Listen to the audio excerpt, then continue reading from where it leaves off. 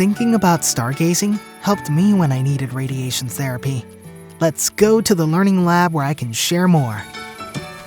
When someone has cancer, they have unhealthy cells in their body called cancer cells. When cancer cells attach together, this is called a tumor.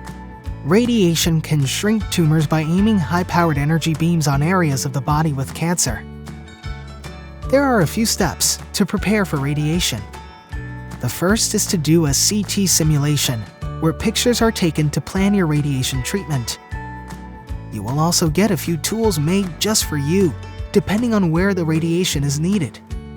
If the radiation is for the head area, a mask will be made. The mask is warm and then cools down as it forms on the face. The mask is to help you hold still and stay in perfect position. You can breathe and see through the little holes. Sometimes a beanbag mold or other tools will be part of the plan. These make staying still during treatment easier and helps the radiation go to the areas it needs to treat. At the next appointment, the radiation therapist will help you onto the table and make sure your body is in the correct position using the tools that were made just for you.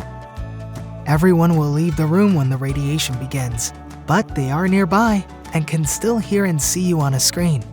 You may see the radiation machine moving around your body, but it does not touch you and you will not feel anything during the treatment. I stayed calm, listening to my favorite music and imagining I was back at camp, stargazing.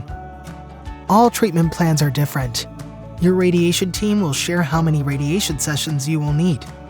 After completing all of my sessions, I got to ring the end of radiation treatment bell to celebrate.